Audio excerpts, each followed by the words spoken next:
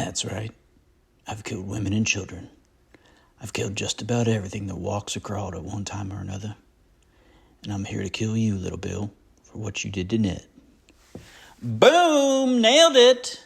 It's movie night, and the feeling's something. All right, top and bottom talk, another movie night edition. This year we're going with 1992. We started 1990. This is the third episode. I have added 2 more categories, upgraded 1 category. We just keep on getting better, guys and gals. The year's 1992. I was 10. I was a decade old at this point. It's kind of amazing looking at some of the movies that I was starting to watch. I just think of 10 as like a young age, and I'm looking at these, and I grew up. You grew up quick back then. One thing I have noticed, this is maybe the very beginning of it. Mid-90s, I've done some rankings and some stuff a little ahead of time. Wowzers. 93, 94, 95, like, what a run for movies. These days, like, Pam and I tried to watch Nosferatu last night. Holy hell, that was, I don't know. Pam called it demonic. It was a lot. And I like that guy. I think Robert Eggers is his name. We liked The Lighthouse, and I enjoyed The Northman. But Nosferatu, dear Lord, we had to stop halfway through. It was just, it was a lot. And I saw a man's butt crack, which I don't love. I don't know. Interested if anyone, I don't know anyone, you know what? Her sister recommended it, so she has seen it. I don't know anyone else that's seen it. It was, I don't know. Don't know what to say about that movie. So let's talk about some movies that I did see. So the year's 1992, and we're going to start with my top 10. Remember, these are not my top 10, these are just my top 10 favorite. Kind of similar to music, so if I don't mention something, like I know in one of these years coming up, there's I'm even looking at one here. So, there's going to be some movies that I just don't tackle in my top 10, and it's just because I'm just, they're fine, they're good movies, but it's not something that I'm, rushing to watch again. So, there's a rewatchable factor that goes into these, and anyway, let's kick it off. Number 10 is Ladybugs. I am a huge Rodney Dangerfield fan. This is I think the premise was his son. I don't remember why. Yeah, actually I forgot why he had to pretend he was a woman or a girl. But he had to basically pretend he was a girl, played on the girls' soccer team. Oh, maybe just Rodney Dangerfield was a coach and needed help. I don't know. Who knows? But I do remember it being pretty funny. I think Dangerfield's one of the best comedians of all time. So I'm very partial to this. Very biased. Sorry for all the extra noise. But it's just a really fun movie and a little bit of a sports movie. And yeah, I just remember lots of funny scenes. Looking at it, number 10 was just kind of rough, and I do feel like I'm looking at Home Alone 2, and I'm thinking maybe Home Alone 2 belonged there, but whatever. I went with Ladybugs. Number 9 is Army of Darkness. This one's amazing. I watched this on videotape, and I had no idea what I was getting into, and immediately at one point was probably my favorite movie of the year. It was just so funny, so ridiculous. It's kind of like a B movie. Bruce Campbell's in it, and it's just spoiler alert. It's qualified for most quoted movie. Just a hilarious, over the top guy. Goes back in time. I think it's part of a trilogy of. It's House, Army of the Dead. I don't even know. Army of Darkness is this one. It's kind of like a horror movie, but not. It's like an action. I don't know. Watch it. Watch it if you haven't seen it. You will be. I don't know, either amazed that you never saw it, or you'll understand why you never saw it. So anyway, number 8 is Under Siege. Under Siege. That is, what's his face? I apparently have a soft spot for this guy. This movie, though, it's got Tommy Lee Jones and why can't I think of the Karate Man's name? Steven Seagal. And it's just, honestly, just a banger of a movie. He's got the whole, like, oh, I'm just a cook, I shouldn't do anything. He's like the chef. He's so, like, low-key, blah, blah, blah. And then it turns out, oh, the chef was, like... because these people try to take over the boat. I don't know. I think nuclear, whatever's involved. And it turns, like, they kind of take out everyone. And the chef, who happens to be, you know, like, his file is classified and whatever. He's just a total badass. And he just takes out the entire... all the terrorists, and it's amazing. Number 7 is Wayne's World.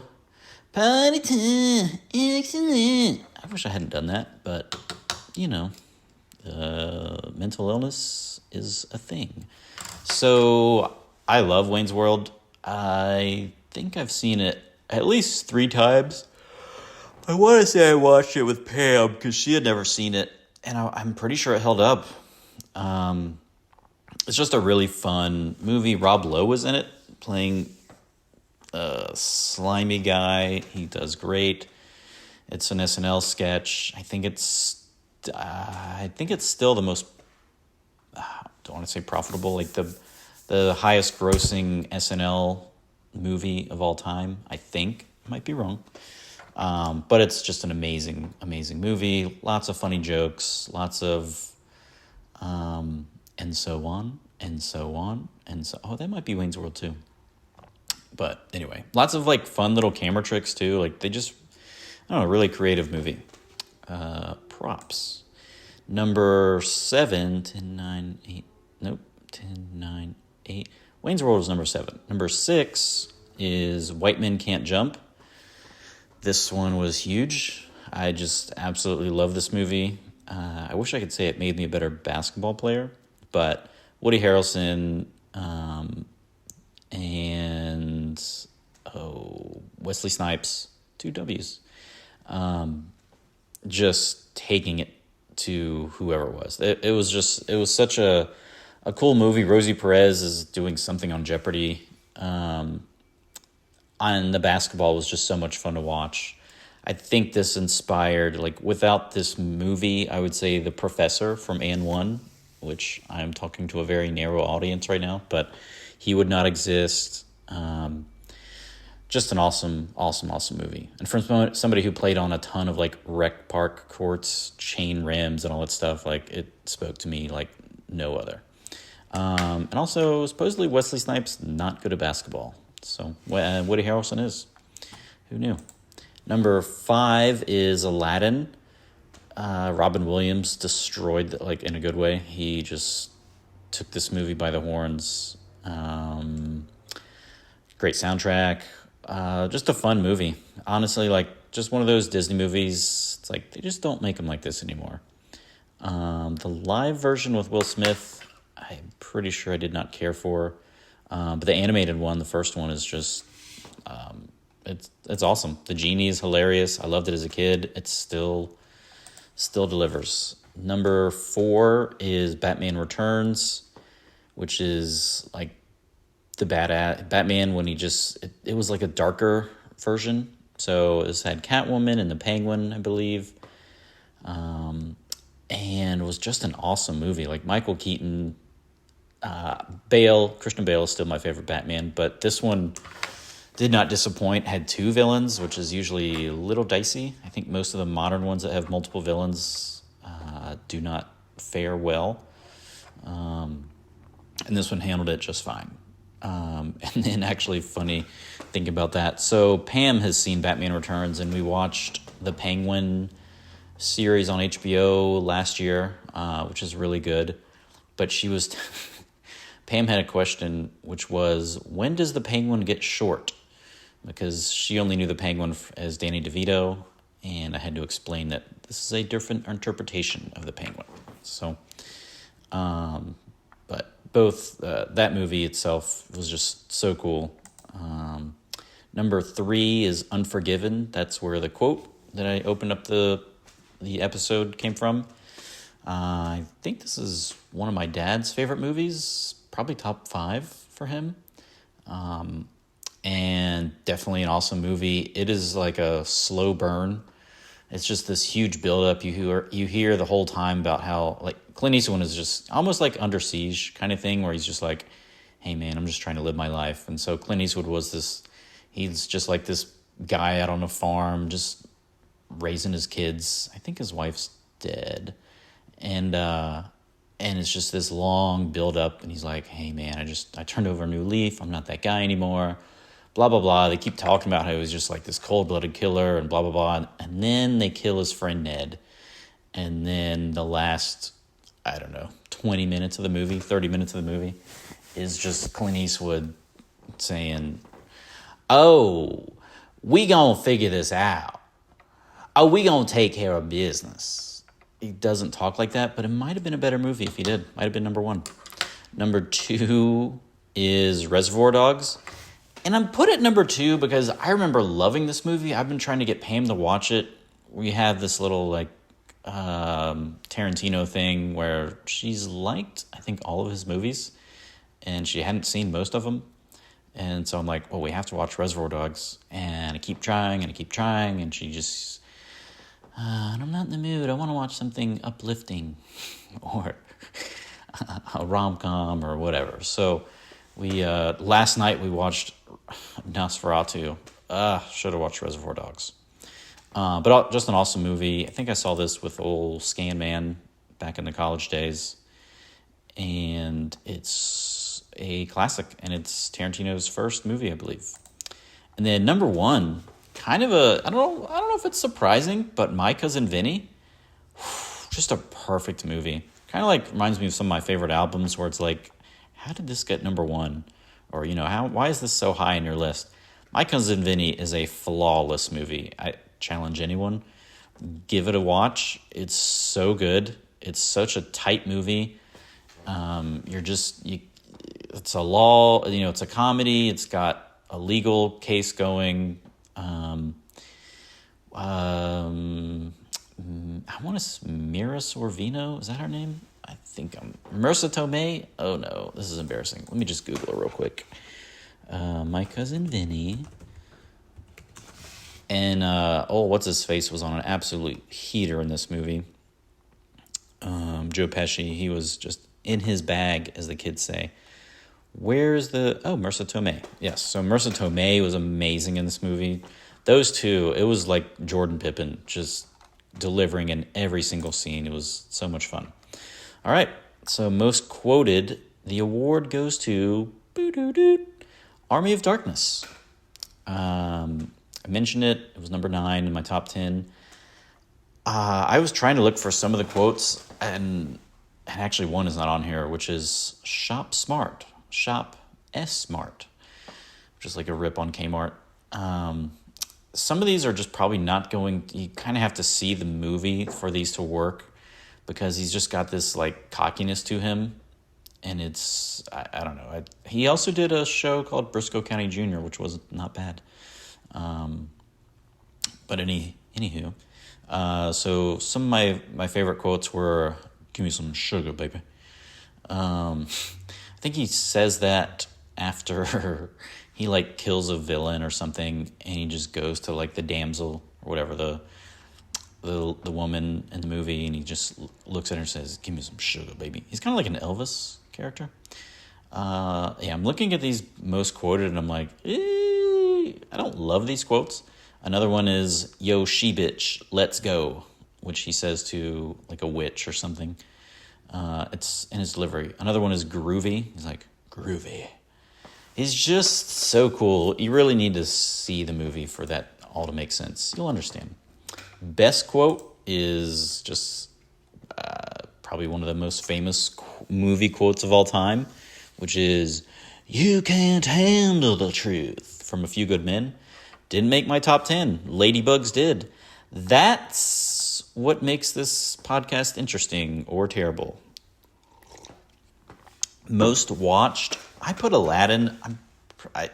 Army of Darkness, maybe a little bit, and maybe a little bit of Wayne's World, but I want to say Aladdin, definitely, like, as a kid, I was 10, I watched it quite a bit. I also had the video game, which is very good, I think on Super Nintendo. Never had so much fun throwing apples in my life.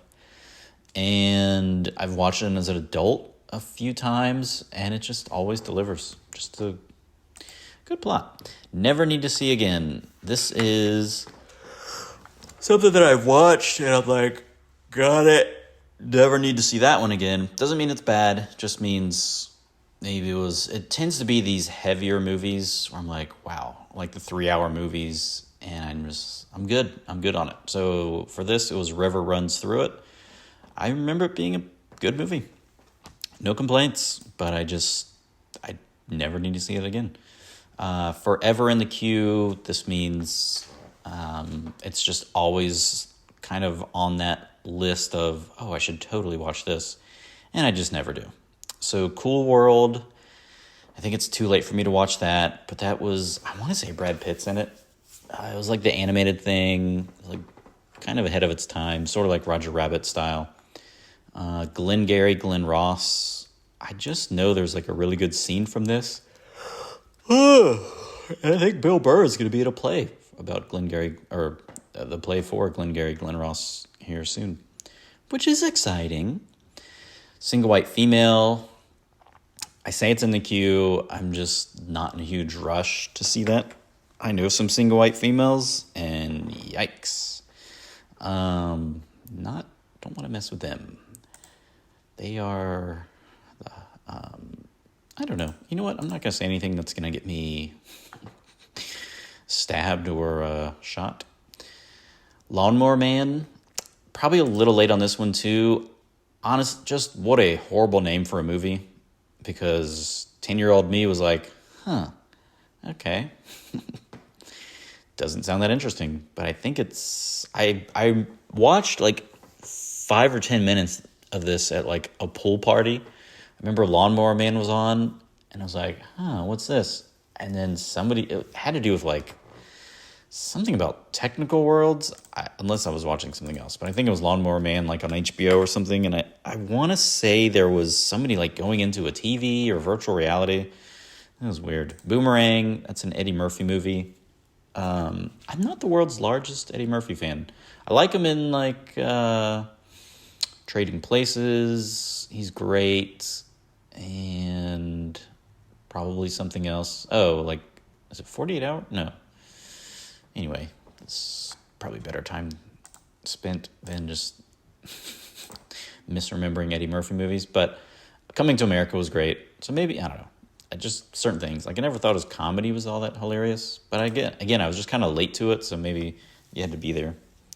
And then Singles, which does make another appearance on this list, this pod. But I just never saw it. It definitely wasn't meant for me at that time. And, one of these days. Will only watch against my will. So some of these are things that I've seen and I was just kind of forced to see as a kid. Others are like, Single White Female should probably be on this list as well. But I put The Hand That Rocks the Cradle. It sounds so creepy.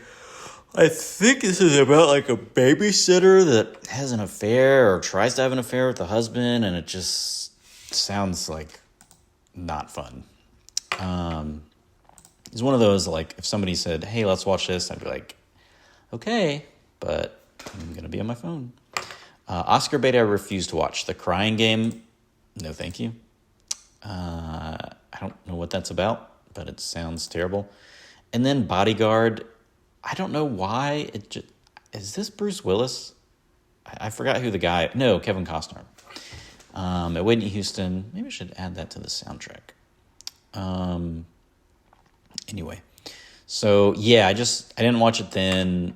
I definitely have no interest in watching it now. I think it's just like a bodyguard that falls in love with his person he's protecting. Just not that compelling to me. Most Babelicious, we are stacked. This is the first time, and I mean that. Do I mean that in different ways? I do. So most Babylicious, my list. Oh, I got to pick one. Hold on. So Sharon Stone and Basic Instinct is on the list. Ha-cha-cha. Tia Carrere from Wayne's World. The stripper in Under Siege. No idea what her name was, but boing. Those were torpedoes. And I'm not talking about the ones on the ship. But womp womp. Honorable mention, Princess Jasmine. Kind of had it going on, but I don't know how old she is, so I don't want to make this weird. Plus, she's a cartoon. Michelle Pfeiffer in Catwoman was a late addition for me, and I don't know how I looked over that, but Leather, Michelle Pfeiffer, I'm kind of leaning towards her. Tia Carrere was also bringing it, but I think I'm going to go with Michelle Pfeiffer on this one. Got a cat costume. Like, that really, bonus points for, I don't know. I feel like I was going to say something weird about furries, but we're not. It's not that kind of show. Best lesson learned. I put The Whole is greater than the sum of the parts, which speaks to the movies Three Ninjas and Mighty Ducks. Mighty Ducks were like a bunch of misfits, and it turns out when they work together, also taught me the duck formation. But when they work together, they can accomplish anything. And Three Ninjas, I don't know if that was the same thing, but I wrote it down because I remember enjoying that movie. Most memorable scene is Sharon Stone with the leg crossing thing. I mean, the thing was mocked in countless movies and TV shows and blah, blah, blah. It's still like you could do that. You could impersonate or whatever, like duplicate that scene. I don't know what I just said, but you could, I said duplicate, but I don't know if that's what I meant. But, just do an imitation of that scene and people would automatically get it. Anyone who's, I guess, of a certain age. I don't know when that movie stopped being relevant. I'll Die on This Hill. I put Army of Darkness as one of the most overlooked comedies of all time. It is honestly so funny. Pam will not watch it because it's demonic. And yes, it does involve like reading from the Book of the Dead. But it is so funny. I haven't watched it in a long time, so maybe this didn't age well. But I just remember seeing this movie and I couldn't get over it. I'm Not Crying, You're Crying. That is the movie that made me cry, and I don't think I was tearing up to anything in this year. I put maybe The Crying Game, just as like kind of a lame joke. But I guess not a lot to be sad about in 1992. I was looking over the list. I'm just like, nothing. Maybe Ferngully. I do remember watching that and feeling a certain kind of way. The What the Fudge Was That is for the movie Toys with Robin Williams. What the fudge was that? I remember like it seemed like a really fun movie in the previews, and then you watched it and you're just like, what is happening? What is the point? Was somebody like really rich, or he's like an old guy and he likes to play with toys? I don't remember all that much. I just remember watching it and being like, I don't think I like this. That was me at 10 or 11, whenever it came out on video. I'm Not That Person Anymore. This is this is back in the day, although I'm probably still a little guilty of it. If it had one of those action heroes, so like Stallone, Schwarzenegger, I don't know if we want to throw Bruce Willis in there, probably not. Jean-Claude Van Damme. Well, those are the big three. Anyone who was involved with Planet Hollywood, basically. That might have been Bruce Willis. So this movie's called Universal Soldier, and it is an absolute turd of a movie. Jean-Claude Van Damme, probably the worst of the, whatever, I don't know how many the big four, big five action stars. Just, most of those movies are just not good, and that one is especially not good. I'm Still That Person, Under Siege. So on the opposite side, I guess Steven Seagal was part of that action movie thing that was going on for a little while. Under Siege still kicks ass. He's not a good guy. I've heard some things about him, and it just seems like kind of a turd of a person, but the man made some good movies. And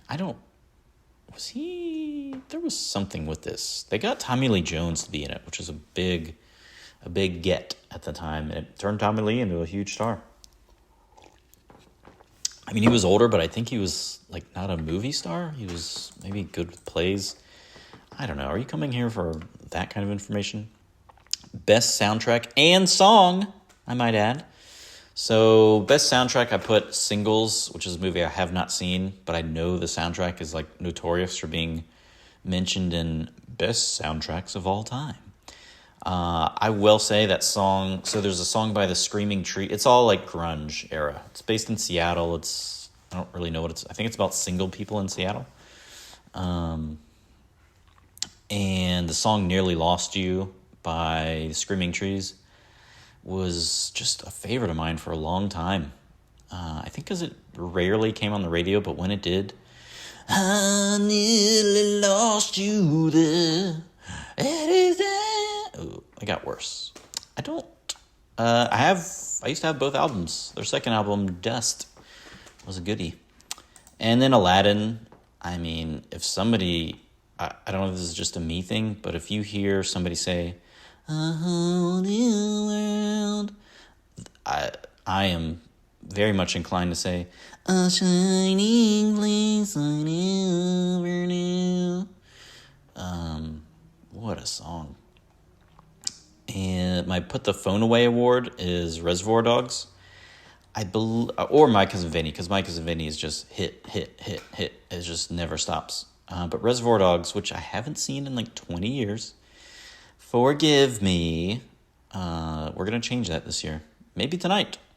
I think the dialogue, this was like Tarantino loves his dialogue, and this one was just pitter patter, just back and forth and all over the place. So, the Now My Life Is Now Different award, White Man Can't Jump, the spark that eventually turned the NBA into a shooting league. What do you think? Not bad? Stephen Curry, hold on. Let's see when Steph Curry was born. Although his dad was a very good shooter, but Steph Curry born 1988, so he was 4, which is about the time he started shooting it up. So maybe, I don't know. Should I Google? Let's just see. Steph Curry. Let's Google it. Steph Curry, White Men Can't Jump connection. Do we have anything? He has not said anything about the movie White Men Can't Jump. Well, that backfired. Okay. So maybe, you know what? Not every theory turns out to be true. Shout-outs. These are movies that came out in 1992 that deserve a mention that I just haven't talked about yet. Bram Stoker's Dracula. I think I was late to this one. I want to say this is the Brad Pitt, Banderas, Tom Cruise one. Oh, wait. No, that was Interview with a Vampire. I don't know what this is. Hold on. Bram Stoker's Dracula. Bram. What a name. Wait, Stokers? Okay, not Strokers. That's... Yikes. 1982 cast. Who is even in this? Gary Oldman? Keanu Reeves? Anthony Hopkins? What the hell? Monica Bellucci? Tom Waits? I think I had to have seen this. I gotta admit, I remember nothing about this movie. Keanu Reeves is in it? What's he doing? What the wick? A League of Their Own, which is a bunch of women. God, that's a terrible way to... That will get me canceled. Well, it's a bunch of women. No, it's the men all go to war, and then the women decide we need sports to keep whoever entertained. I don't know. And so the women play, and it turns out they're pretty good, I think. Some of them. Madonna's in it. Next movie, Sin of a Woman. That's the Hoo-Ah movie. Al Pacino, which he might have won an award for this. I've seen it. It's fine. I don't remember, loving it. I was like, all right. Malcolm X, I saw that one too. I don't remember a ton about it. It was fine. Like Sin of a Woman. Not bad. I just it didn't do much for me. Last of the Mohicans, again, we were kind of on a big like Native American thing with Dance of the Wolves this year, Last of the Mohicans, and I just don't remember anything about it. Sister Act, I do remember enjoying that quite a bit. Whoopi was hilarious. Just a lot of fun. A lot of white ladies being white ladies comedy. Encino Man, Lord, things I've forgotten about, which was Pauly Shore was like a problem. I say a problem. Man was making movies. I don't know what he did with his money, but man, wait, let me make sure. Make sure I'm not Encino Man. Is that Encino Man? Yeah, Pauly Shore and I think Brendan Fraser. Yeah, Pauly Shore was just making so many movies. I don't know when. You know what? We're here. Paul, is his name Pauly? Ugh, his actual name is Pauly Shore. Gross. Hey, buddy. Son-in-Law was 93. I know Biodome, In the Army Now. I keep on writing down his movies. Jury Duty. This dude was getting it done. What? He's 57, which is so weird. His real name's Paul. Okay, that's good. Yeah, he was a stand-up comedian, MTV. I guess Encino Man was his first big movie. And I honestly just don't know. He was just like a total idiot. So am I. Maybe I should be in a movie. Home Alone 2. Again, maybe that should be number 10 instead of Ladybugs. Because where was Home Alone? I think that was 1990. I had Home Alone number 2. Home Alone 2 was also good. Lost in New York. John Mulaney has a great bit about Home Alone 2. Something about how do you get lost? New York is a grid system. They're on a grid system. Anyway, that's why he's a comedian and I am not. Ferngully, I do remember enjoying this movie. It felt like, what is that movie? Not movie, the board game. Candyland? It felt like Candyland movie version because there's like slime or something that gets involved. Beethoven, it's a dog. He's a Saint Bernard. And honestly, as a kid, like, you know how like, speaking John Mulaney talks about like things you thought about a lot as a kid. One of them was like quicksand. Like that seemed like it was a real problem. Scorpions. And also like Saint Bernards with medicine things, barrels around their necks. That seemed like I don't know. I was like, oh man, if I ever break my leg, send the Saint Bernard. I don't know if they're still, hold on.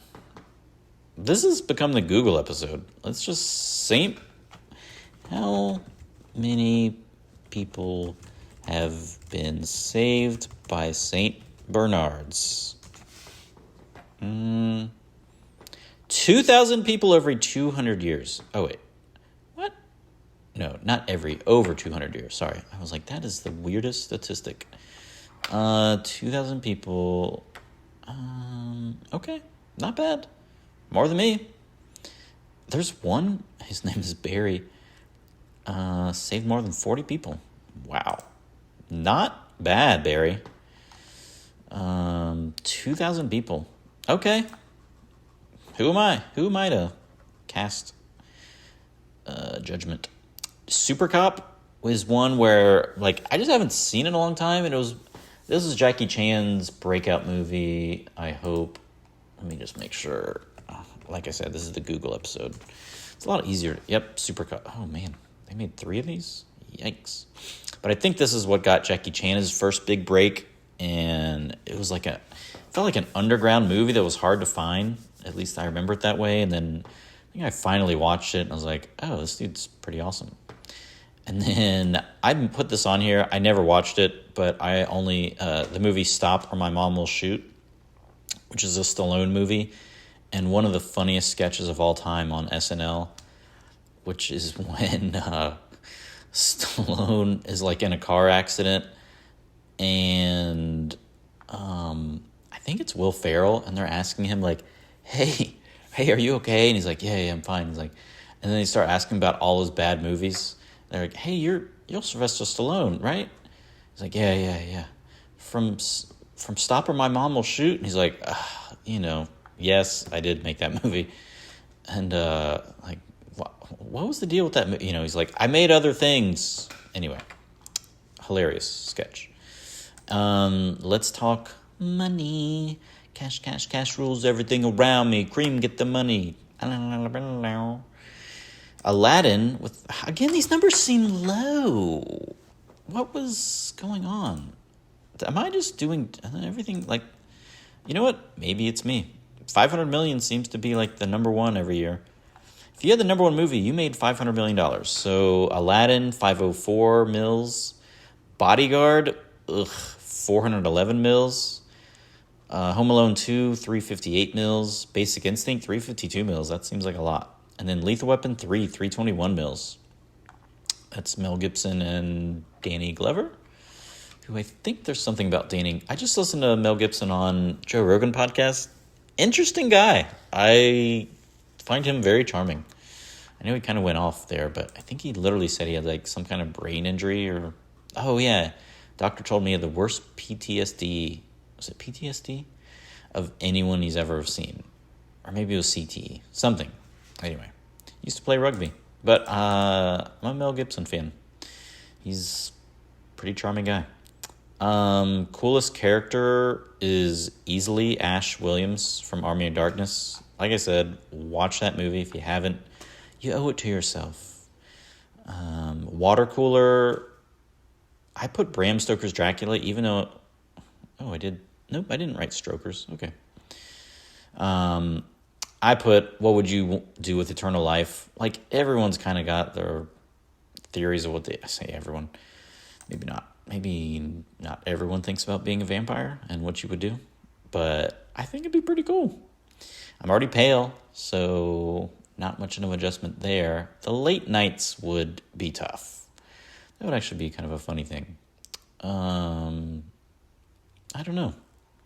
What would I do? I guess Florida seems like I don't know if I'd stay in Florida. I don't know what I like. You know what? I'll ponder this and never update you. Best villain, I put Gene Hackman from R.I.P. recently, from Unforgiven. Just an amazing villain. And I wrote down a no good son of a gun. He just plays an easy guy to hate. And then best fight was Army of Darkness. Ash fights a witch in the pit. It is a pit. And I think a lot of comedy comes out of it. And I think it's during that time when he gets the chainsaw for an arm. Yeah. If I have done nothing else, I hope I've encouraged anyone who's never seen Army Darkness, give it a try. Try it on. What do you have to lose? Hour and a half? Maybe 2 hours? Probably hour and a half. Hold on. I'll tell you what you have to lose. Army Darkness is hour and 36 minutes. It is awesome. So that's it. That's movie night. I don't have a theme song, although I do like the Let's All Go to the Lobby theme song.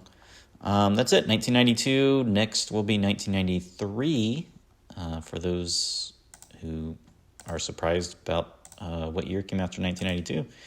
And that's all I have. Hope you enjoyed it. Ta-da.